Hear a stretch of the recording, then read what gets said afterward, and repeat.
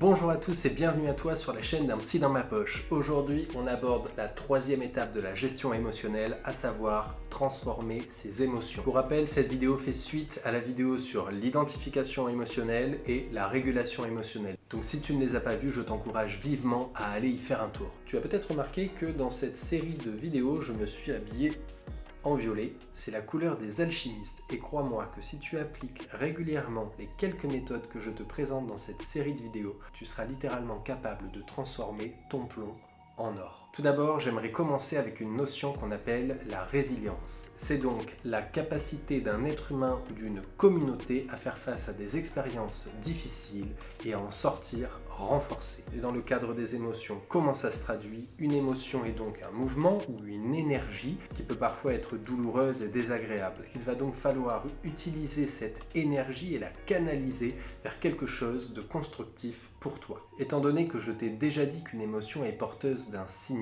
il va falloir que tu te poses deux questions. Qu'est-ce que mon émotion cherche à me dire et qu'est-ce que mon émotion m'invite à faire? La trame de cette vidéo va se construire autour de ce que Alain Braconnier a appelé les moyens de protection du soi. Il les a divisés en 3 niveaux. Je te les affiche un instant à l'écran. N'hésite pas à mettre la vidéo en pause si tu veux y jeter un œil en détail.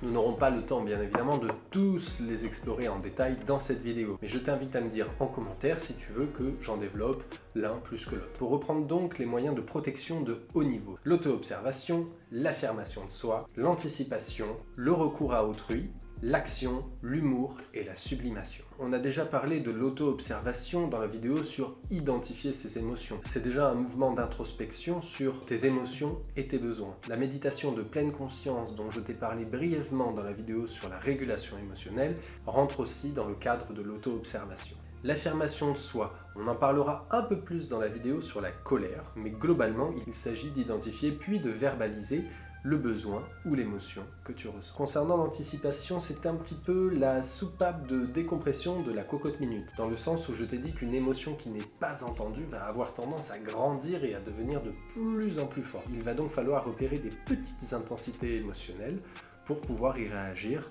avant qu'elle ne devienne trop grande. Une autre façon de voir l'anticipation, c'est de voir un problème venir en amont pour pouvoir y réagir plus tôt. Le recours à autrui. On en parlera là aussi un peu plus en détail dans la vidéo sur la tristesse. Ça renvoie à l'idée d'être capable de demander de l'aide, que ce soit à des professionnels de santé, mais déjà de parler de ce qui ne va pas à ton entourage. J'insiste juste sur le fait qu'il faut dans ce cas-là trouver une personne qui soit à l'écoute et empathique vis-à-vis de ce que tu ressens. Concernant l'action maintenant, ça revient un petit peu à traiter la cause qui a déclenché l'émotion. Par exemple, si tu es stressé par un trop plein de choses à faire, une bonne idée va être de faire une to-do list pour gérer les choses une après l'autre. Si tu te sens en colère ou triste de voir les gens qui sont dans la rue, eh bien, le fait de s'investir dans une association pour l'aide alimentaire, par exemple, sera une bonne façon de te mettre en action. L'humour. J'ai longuement hésité, mais nous ferons une vidéo dédiée au rire, à l'humour et à l'autodérision, tellement il y a à dire sur la question. Donc je te demande un petit peu de patience, ça viendra juste après qu'on ait abordé toutes les émotions de base. On en profitera dans la même vidéo pour parler de l'importance que les pleurs ont comme moyen adaptatif du cerveau et dans l'évacuation du stress. Celui sur lequel j'aimerais revenir un peu plus en détail dans la vidéo d'aujourd'hui, j'ai nommé la sublimation. Dans sa définition, c'est l'orientation de l'émotion ou de la pulsion au sens freudien vers un but socialement acceptable, en l'occurrence créatif, productif, constructif. Pour ce faire, tu as principalement 2 chemins, les arts créatifs et l'activité physique. On parle de tout type d'art créatif, ce qui te parle à toi. Le dessin, la peinture, la sculpture, la musique, le chant, le bricolage, l'écriture, la poésie.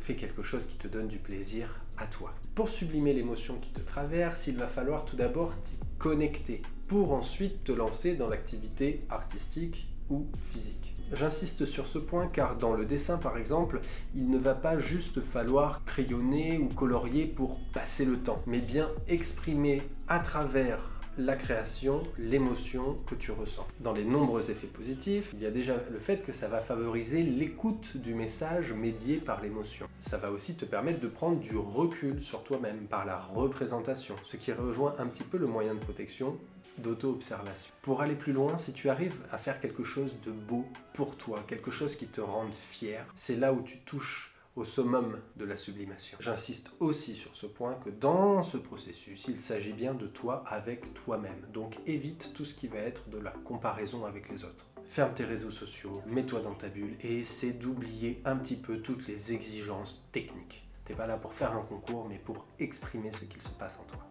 Dans les quelques petits conseils que je peux te donner, essaye de te constituer une petite trousse créative très simple. Pas besoin que ça coûte cher. L'important, c'est que tu puisses l'utiliser tout de suite, dans l'ici et maintenant, au moment où survient l'émotion. Je te conseille donc de passer dans une petite boutique d'art créatif pour te constituer ton essentiel. Prends bien évidemment des feuilles, des stylos, des pinceaux, pourquoi pas, un petit nécessaire d'aquarelle, des petites paillettes, des autocollants. Tu peux aussi utiliser des vieux magazines pour découper des choses et ensuite refaire des collages. Tu te rappelles que je t'avais parlé du vision board dans la vidéo sur la motivation, on peut toucher un petit peu à ça. Le but, c'est que ce soit accessible, rapide, visuel, que tu puisses le faire tout seul dans l'ici et maintenant et que tu en retires un plaisir immédiat. Une deuxième idée serait de te munir d'un bullshit cahier. Ça n'a pas vocation à être lu par quiconque d'autre que toi-même. Tu peux y écrire dedans des petits mots, des petits bouts de phrases, des bribes d'idées. On n'est pas là pour faire de la grande littérature. L'important, c'est que tu puisses exprimer ce qui te traverse. Et rappelle-toi qu'on n'écrit jamais rien de plus beau et de plus vrai que sous le coup de l'émotion. En ce qui concerne l'activité physique, on pourra retrouver la danse, qui, d'une certaine manière, est un petit peu à cheval sur les deux, le chant également, mais la course, la boxe, n'importe quel sport collectif, la piscine, que sais-je, les idées ne manquent pas. Il va s'agir de te défouler. Mets la musique à fond dans tes oreilles, chante, danse, cours, libère-toi. La colère, par exemple, va être un puissant activateur physique qui va te permettre de dépasser tes limites. C'est donc une émotion dans laquelle tu peux puiser pour te dépasser sur le plan sportif. Et c'est la fierté que tu en retireras qui te permettra de valider d'autant plus le processus de sublimation. En conclusion, les émotions peuvent vraiment constituer une grande force pour peu que tu saches les écouter, les exprimer et les canaliser. C'est tout pour cette vidéo. Les prochaines seront dédiées à chacune des émotions de base sur lesquelles on reviendra en détail. D'ici là, tu peux t'abonner, jeter un œil aux précédentes vidéos de la chaîne. Je te laisse avec des citations. Prends soin de toi et à bientôt. Ciao.